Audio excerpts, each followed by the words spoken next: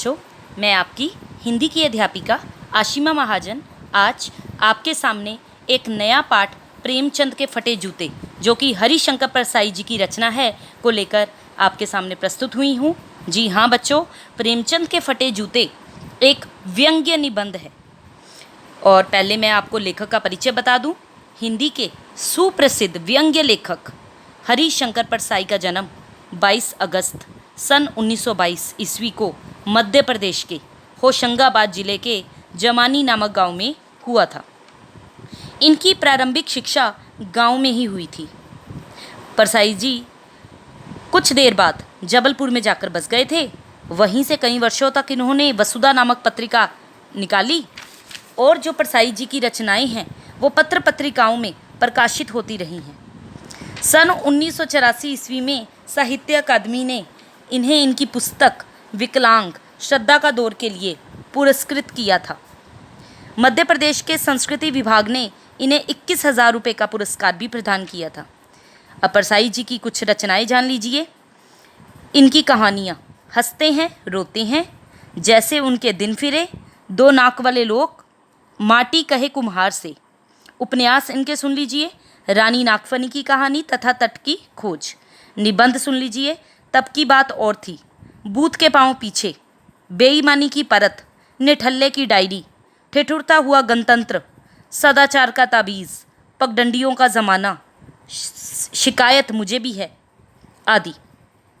परसाई जी की भाषा अत्यंत व्यवहारिक है, अत्यंत सहज है, लेकिन इनके जो व्यंग्य बाण हैं वो बहुत तीखे हैं। और प्रेमचंद के फटे जूते लेख में लेखक ने प्रेमचंद के व्यक्तित्व की सादगी का वर्णन तो किया ही है, साथ में एक लेखक की फटेहाली का भी यथार्थ अंकन किया है।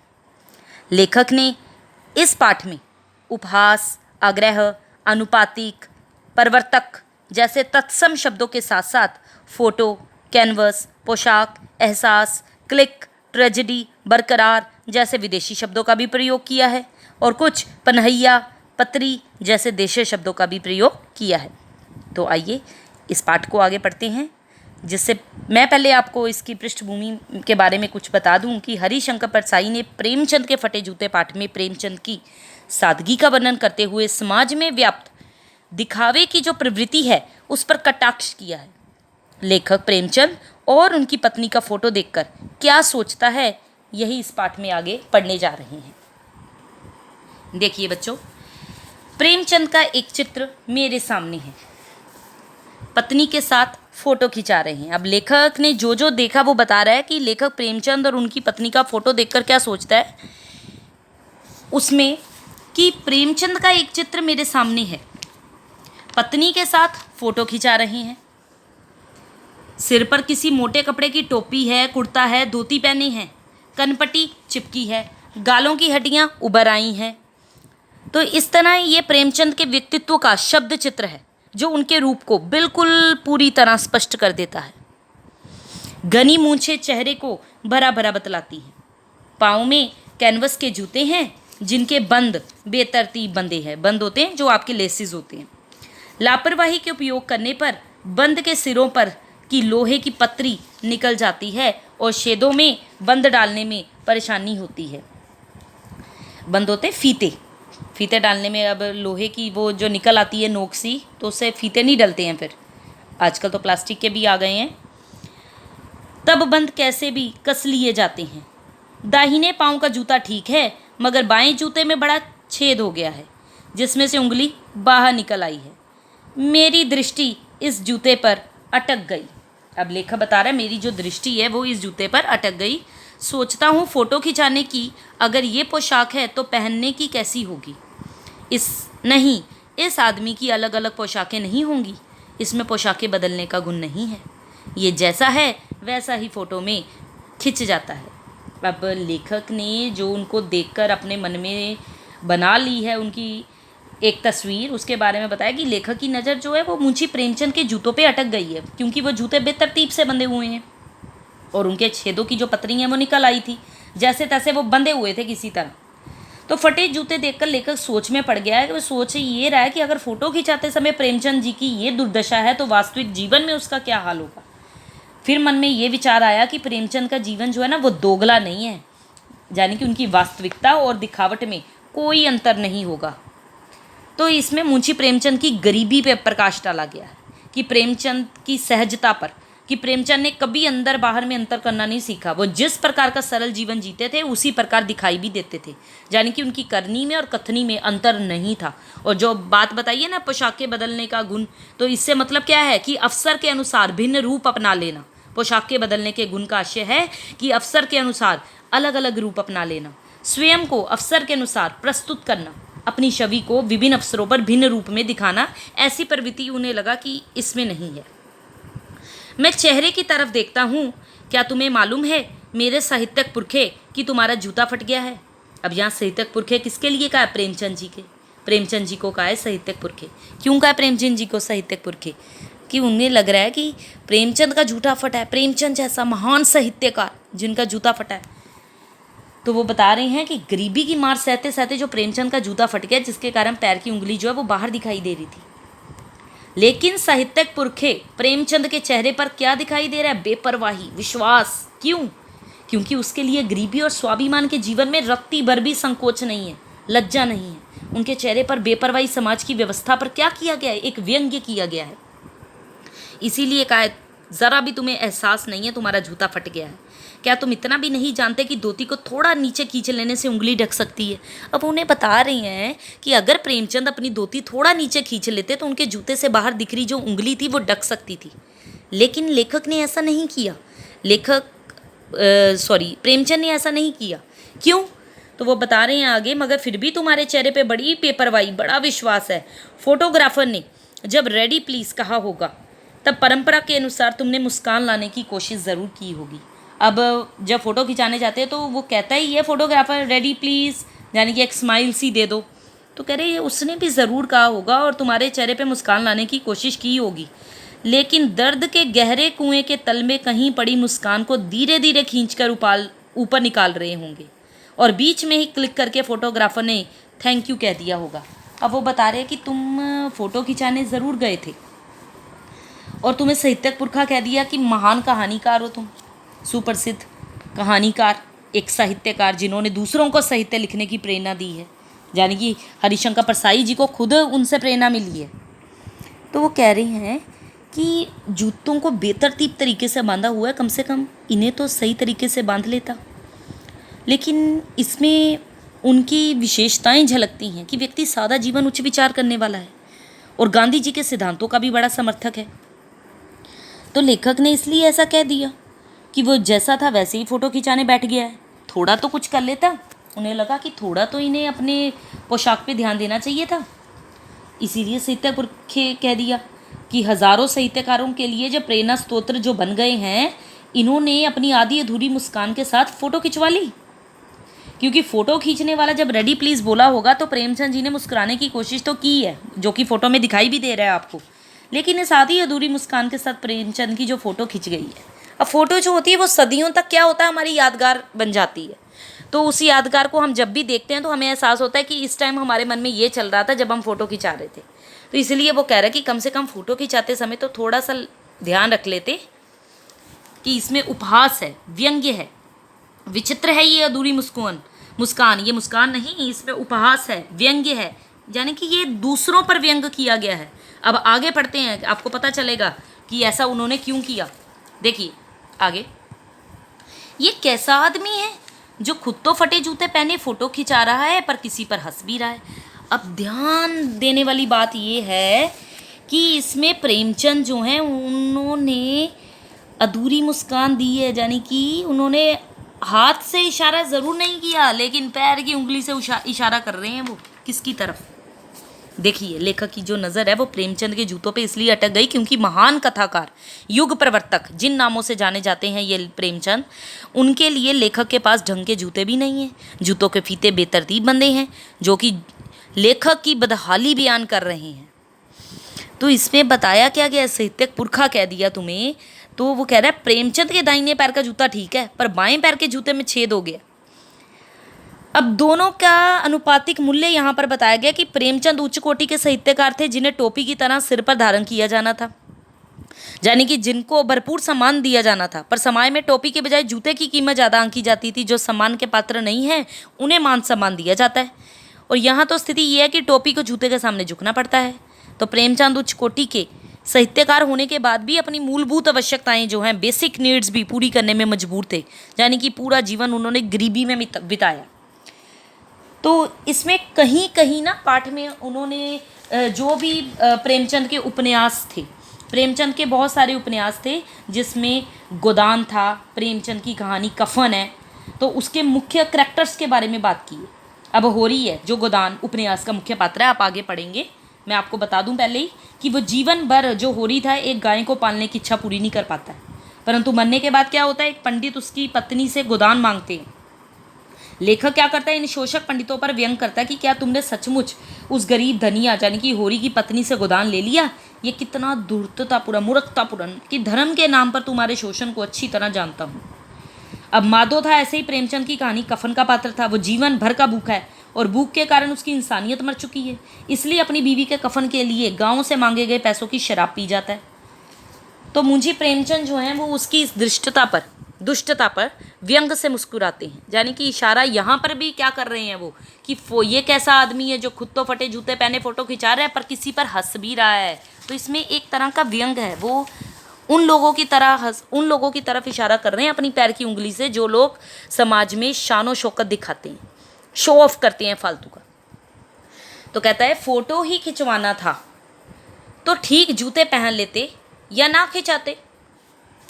तो लेखक कह रहा है कि अगर तुम्हें फ़ोटो खिंचाना ही था तो अच्छी तरह जूते बांध लेते, कोई अच्छे जूते पहन लेते, उधार ले लेते किसी से, क्योंकि तुम फ़ोटो खिंचा रहे हो तो उधार मांग लेते किसी से।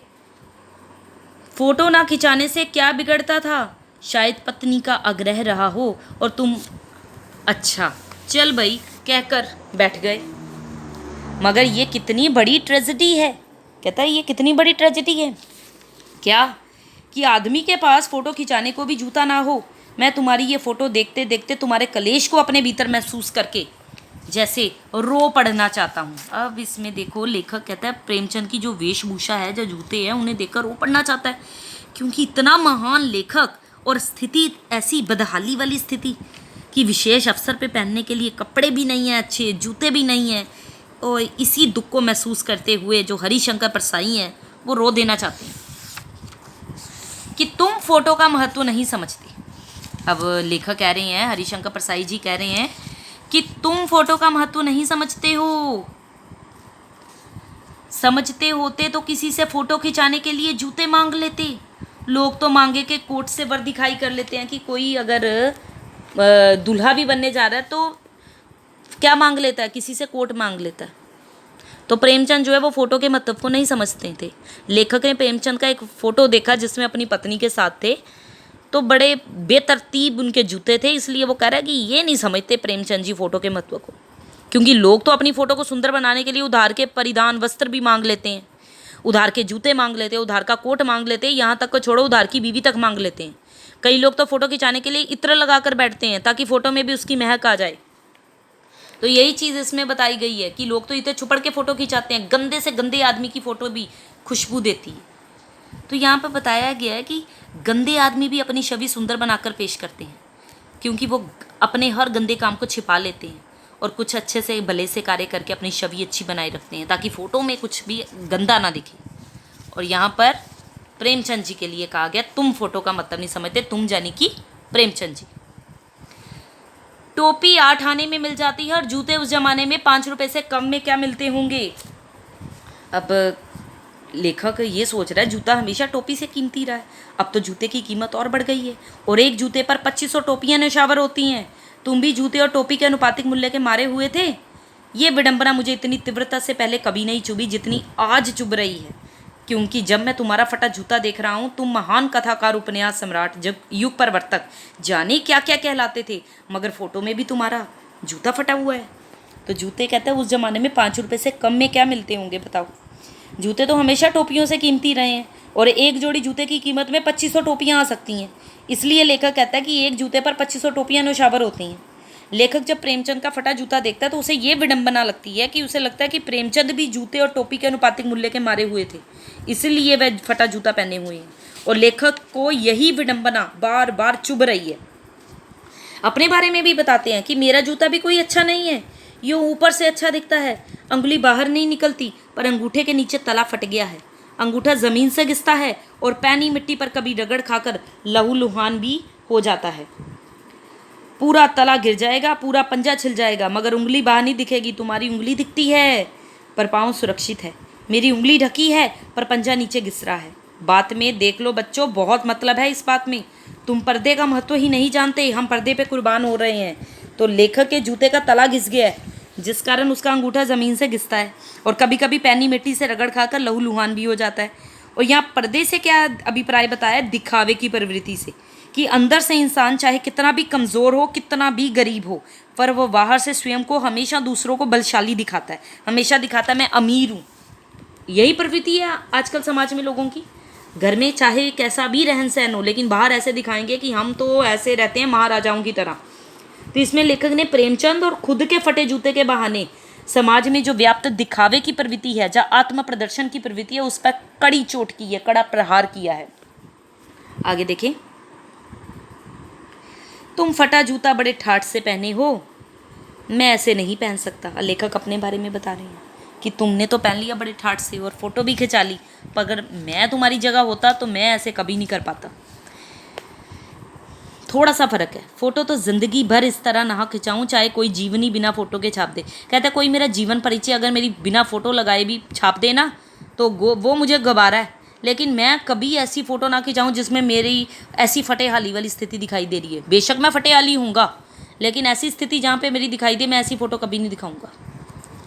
तो फ़ोटो खिंचाने के प्रति लेखक के अपने विचार हैं कि लेखक का विचार, अगर फ़ोटो खिंचानी है तो अच्छी पोशाक में और अच्छे जूते पहनकर खिंचाना चाहिए, ताकि फ़ोटो खिंचाने का प्रयास ना ही करो तो अच्छी बात है। तो इसमें लेखक ने व्यक्ति की बदहाल जो स्थिति है उसको ट्रेजेडी का है कि उसके बाद फ़ोटो खिंचाने योग्य जूते भी नहीं है, दीनहीन स्थिति है, कमज़ोर आर्थिक स्थिति है, दुख प्रकट कर रहा है। ऐसी स्थिति देखकर लेखक दुखी होता है और रो देना चाहता है कि तुम्हारी ये व्यंग्य मुस्कान मेरे हौसले पस्त कर देती है। क्या मतलब है इसका? कौन सी मुस्कान है ये? अब वो कह रहा है कि ये जो तुम हंस रहे हो, मुझे तो लग रहा है तुम किसी को टॉन्ट कर रहे हो।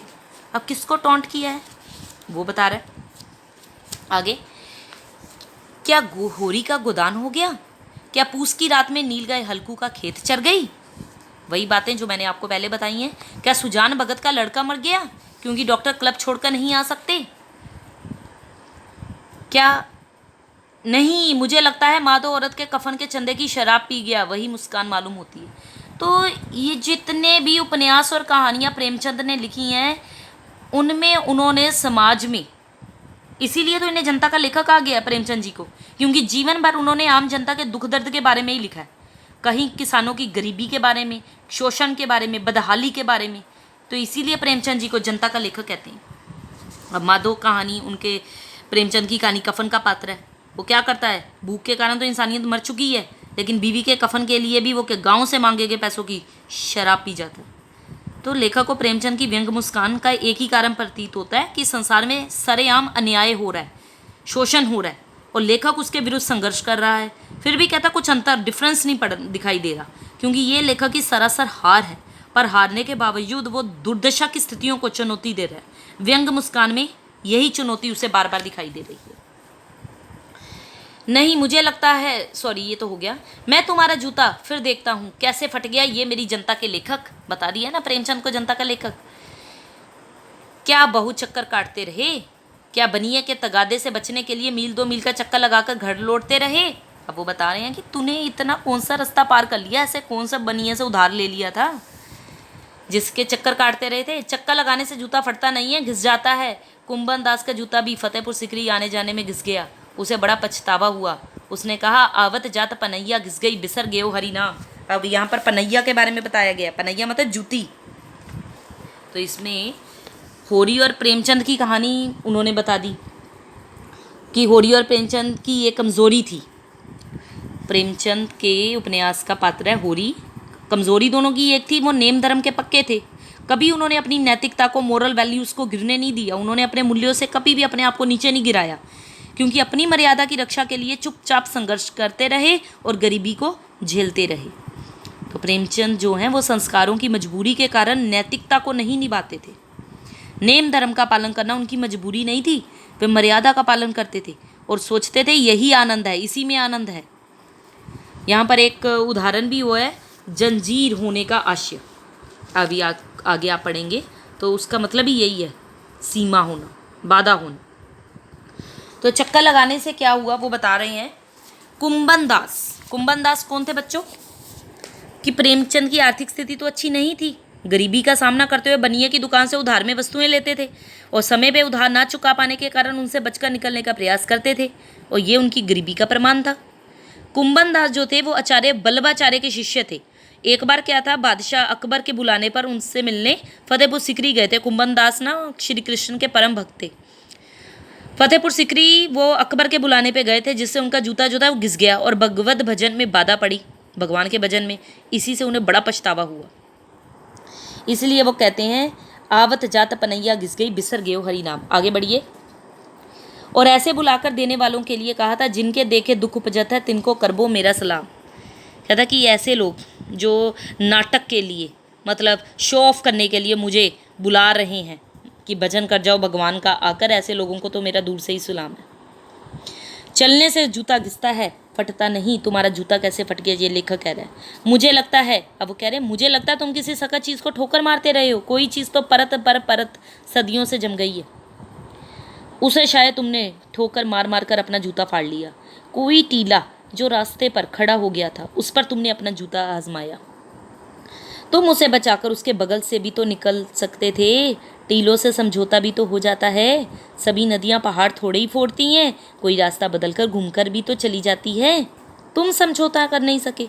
तो इसमें क्या बताया है कि जो प्रेमचंद का जूता फटने के बारे में लेखक सोच रहा है कि प्रेमचंद ने रास्ते में आई हुई जितनी भी मुश्किलें हैं, जहाँ खड़ा कोई रास्ते में उनके पत्थर है, जहाँ कोई सख्त चीज़ है, उस पर ठोकर मारी होगी, ताकि वो ऐसी जो रास्ता रोकने वाली वस्तु है रास्ते से हट जाए और आने जाने वालों के लिए जो रास्ता है वो अच्छा हो जाए, वो आसानी से आ सके। वे उससे बचकर किनारे से निकल सकते थे, पर उन्होंने संघर्ष किया। उनके संघर्षशील स्वभाव ने बचकर निकलने ही नहीं दिया उनको। और यहाँ पर टीले की बात की है। टीला किसका प्रतीक है? टीला उन सामाजिक कुरीतियों का, उन बुराइयों का प्रतीक है जो जीवन में कदम कदम पर क्या मुश्किलें पैदा करता है। और ये बुराइयाँ कैसी हो सकती हैं? गरीबी हो सकती है, अशिक्षा हो सकती है, धर्मांधता हो सकती है, धर्म के लिए जो अंधे होते हैं, जातीयता हो सकती है। तो प्रेमचंद ने इन सब से संघर्ष करते हुए सबका पर्दाफाश किया और इनका विरोध करते हुए इन्हें दूर करने का प्रयास भी किया। पहाड़ फोड़ने का अर्थ यहाँ क्या बताया कि सफलता पाने के लिए संघर्ष करना। मुहावरा है पहाड़ फोड़ना। तो पहाड़ फोड़ने का अर्थ क्या हुआ? संघर्ष पाने के लिए संघर्ष करना। यहाँ नदियाँ उन कमज़ोर व्यक्तियों का प्रतीक है जो कठिनाइयों से संघर्ष करने की जगह उनसे बचकर निकलना श्रेयस्कर समझते हैं, श्रेष्ठ समझते हैं। तो इसीलिए उन्होंने कहा है कि तुम्हारी ये पाँव की उंगली, तुम समझौता नहीं कर सके। क्या तुम्हारी भी वही कमज़ोरी थी जो होरी को ले डूबी? वही नेम धर्म वाली कमज़ोरी। मैंने आपको पहले भी बता दी है, नेम धर्म उसकी भी जंजीर थी। जंजीर मैंने आगे बताया ना आपको, बाधा। मगर तुम जिस तरह मुस्कुरा रहे हो उससे लगता है कि शायद नेम धर्म तुम्हारा बंधन नहीं था, तुम्हारी मुक्ति थी। कहता तुम्हारी ये जो पाँव की उंगली है वो, कहता है, मुझे संकेत करती सी लगती है जिसे तुम घृणित समझते हो। घृणित होता है जिससे हमें नफरत हो जाती है, उसकी तरफ हाथ की नहीं पाँव की उंगली से इशारा करते हो। इतना लेखक हरिशंकर परसाई जी उन्हें जानते हैं, समझते हैं कि तुम जिसे आलोचना करने वाला समझते हो ना, उसकी तरफ हाथ की उंगली से इशारा नहीं करते हो, पाँव की उंगली से इशारा करते हो। तुम क्या उसकी तरफ इशारा कर रहे हो जिसे ठोकर मारते मारते तुमने जूता फाड़ लिया? मैं समझता हूँ, तुम्हारी उंगली का इशारा भी समझता हूँ और ये व्यंग्य मुस्कान भी समझता हूँ जो फोटो में दिखाई दे रही है। कहता तुम मुझ पर, जहाँ हम सभी पर हंस रहे हो, उन पर जो उंगली छिपाए और तलुआ घिसाए चल रहे हैं, उन पर जो टीले को बरकरार बाजू से निकल रहे हैं, बरकाकर बाजू से निकल रहे हैं। तुम कह रहे हो मैंने तो ठोकर मार मार कर जूता फाड़ लिया, उंगली बाहर निकल आई पर पाँव बच रहा और मैं चलता रहा, मगर तुम उंगली को ढांकने की चिंता में तलवे का नाश कर रहे हो। तुम चलोगे कैसे? तो कहता है लेखक के अनुसार जो प्रेमचंद हैं वो लेखक पर तो हंस ही रहे हैं, और लेखक पर छोड़ के लेखक जैसे उन सभी लोगों पे हंस रहे हैं जो अपनी कमज़ोरियों को दूसरों के सामने प्रकट करने में संकोच करते हैं, हिचकिचाते हैं, जबकि वो इस कमज़ोरी से अंदर ही अंदर परेशान है। इसके अलावा जीवन में आने वाली समस्याओं से संघर्ष ना करके उनसे मुंह फेर लेने वालों पर भी प्रेमचंद जो है फोटो में मुस्कुरा रहे हैं। तो प्रेमचंद के मुस्कुराने में लेखक को ये व्यंग्य नजर आता है कि मानो प्रेमचंद उनसे कह रहे हो कि मैंने चट्टानों से टकराकर भले ही अपना जूता फाड़ लिया हो, पर मेरे पैर तो सुरक्षित हैं, और चट्टानों से बचकर निकलने वालों, तुम्हारा जूता तो ठीक है पर तलवे घिसने के कारण तुम्हारा पैर ही सुरक्षित नहीं है। बात तो सही है, तुमने ऊपर से तो अपना जूता दिखा दिया कि मेरा जूता सही है, लेकिन तुम्हारा पैर जो है वो नीचे से सुरक्षित ही नहीं है, तुम्हारा जो पंजा है वो लहूलुहान हो रहा है। तो प्रेमचंद को उनके चलने की चिंता सता रही है, जो कुरीतियों और कठिनाइयों से बचकर किनारे से निकलते हैं और उनसे संघर्ष करने की जगह जी चुराते हैं। आगे देखें। मैं समझता हूँ, मैं तुम्हारे फटे जूते की बात समझता हूँ, उंगली का इशारा समझता हूँ और तुम्हारी व्यंग्य मुस्कान समझता हूँ। आगे मैंने पाठ्य पुस्तक के प्रश्न भी दिए हैं बच्चों। ये कहानी थी प्रेमचंद के फटे जूते। तो प्रेमचंद के फटे जूते एक व्यंग्यात्मक शैली है जिसमें उन्होंने सामाजिक सांस्कृतिक मर्यादाओं के बंधन में बंधकर पूरा जीवन व्यतीत किया है, उसके बारे में बताया। जिस तरह नेम धर्म होरी की कमज़ोरी थी, उसी तरह प्रेमचंद जी की भी कमज़ोरी थी, क्योंकि सामाजिक मर्यादाओं के बंधनों में बंधे रहने के कारण होरी को सारा जीवन गरीबी में व्यतीत करते हुए बिताना पड़ा और अंत में अभावों से लड़ता हुआ वो मर गया। और प्रेमचंद के लिए भी अपने नैतिक मूल्यों का पालन करना और सामाजिक मर्यादाओं के अनुसार जीवन यापन करना बंधन न होकर मुक्ति लगती थी। उन्हें ये सब अच्छा लगता था, संघर्ष करना, लेकिन वो किनारे से निकलना नहीं चाहते थे। वो सामाजिक और सांस्कृतिक मर्यादाओं के बंधनों में बंधकर जीवन जीना चाहते थे, और ऐसा उन्होंने किया भी। और प्रेमचंद तो उन सब पे हंस रहे हैं जो अपनी कमज़ोरियाँ छिपाते हैं। तो लेखक ये कहना चाहता है कि आज समाज में हम लोग जो हैं समस्याओं को अनदेखा करते हैं, उनका कोई हल निकालते नहीं हैं, हम समझौतावादी बनकर उनसे बच निकलते हैं। तो प्रेमचंद ने ये इसलिए कहा है कि वो समस्याओं से जूझते रहे हैं, ज़माने को ठोकरें मारकर अपने लक्ष्य की ओर बढ़ते रहे हैं। उन्होंने कभी किसी प्रकार का दिखावा नहीं किया है। वो जिस हाल में रहे सदा सहज भाव से निरंतर आगे बढ़ते रहे। प्रेमचंद को ये चिंता इसलिए है कि आजकल लोग जो है आडंबर ज़्यादा करते हैं, पाखंड ज़्यादा करते हैं। अपनी प्रदर्शन प्रियता के कारण वे जीवन में संघर्ष करने के स्थान पर निरंतर समझौते करते चलते हैं। इस कारण वो अपने लक्ष्य तक कभी नहीं पहुंच पाते हैं। और टीले शब्द का प्रयोग भी मैंने आपको बता दिया। तो मुंशी प्रेमचंद का स्वभाव आपको पता चल ही गया होगा कि बड़े सीधे स्वभाव के थे, अपने में मस्त रहते थे, अपने पहनावे की उन्हें कोई चिंता रहती नहीं थी, फटा जूता पहनने में उन्हें कोई लज्जा थी नहीं, संकोच था नहीं, क्योंकि गरीबी छिपाने के लिए वो कोई कोशिश करते नहीं थे। उनके चेहरे पे बड़ी बेपरवाही थी, बड़ा विश्वास था जो लेखक को दिखाई देता है। लेखक कहता है बार बार कि प्रेमचंद को फ़ोटो खिंचाने के लिए जूते मांग लेने चाहिए थे, लेकिन लोग जो हैं वो अपने जीवन की कमी को छिपाकर बड़े से बड़ा काम पूरा कर लेते हैं, पर प्रेमचंद जी ऐसे नहीं थे। इसीलिए तो उन्हें उपन्यास सम्राट कहा है, इसीलिए उन्हें युग परिवर्तक लेखक कहा है। सारा जीवन उन्होंने संघर्ष किया है और दूसरों को साहित्य की प्रेरणा लिखने के लिए दी है। बहुत सारे मुहावरे भी आए हैं इस पाठ में जो मैंने आपको लिखकर दे दिए हैं। बस इसमें प्रेमचंद ने दूसरों को यही शिक्षा दी है कि मैं चलता रहा मगर तुम चलोगे कैसे, कि ऐसा इसलिए उन्होंने कह दिया कि वो अपने जीवन में आने वाली सभी कठिनाइयों से लड़ते हुए आगे बढ़े हैं। कभी भी उन्होंने तंगहाली को छिपाने का प्रयास नहीं किया, जिस हाल में रहे सदा सहज भाव से निरंतर आगे बढ़ते रहे। परंतु उनकी ये मुस्कान दूसरे लोगों को कह रही है कि दिखावा पसंद जीवन व्यतीत करने वाले लोग जो हैं वो समझौता करते रहते हैं। बात भी सही है, अपनी तंगहाली को छिपाकर दुनिया में अपनी शान बढ़ाना चाहते हैं, परंतु एक दिन सब कुछ सामने आने पर वे लोग जीवन में आगे बढ़ना भूल जाएंगे, वो चल भी नहीं पाएंगे। तो हमें पर्दे पे कुर्बान नहीं होना चाहिए। क्या होना चाहिए? हमें प्रेमचंद जी की तरह होना चाहिए, प्रेमचंद जी की तरह सहज जीवन जीना चाहिए। बाकी इस पाठ में मैंने आपको पाठ्य पुस्तक के सारे प्रश्न उत्तर दिए हैं। उसके अलावा आज तक पूछे जाने वाले पिछली परीक्षाओं में आए हुए सारे इंपॉर्टेंट क्वेश्चन आंसर इस वीडियो में आपको दे दिए हैं। उम्मीद करती हूँ बच्चों आपको ये कहानी बहुत पसंद आई होगी, आपको ये पाठ बहुत ही रुचिकर लगा होगा। फिर भी आपको कोई परेशानी हो तो कमेंट बॉक्स में लिख दीजिएगा। जल्दी मिलते हैं आपको एक नई वीडियो के साथ।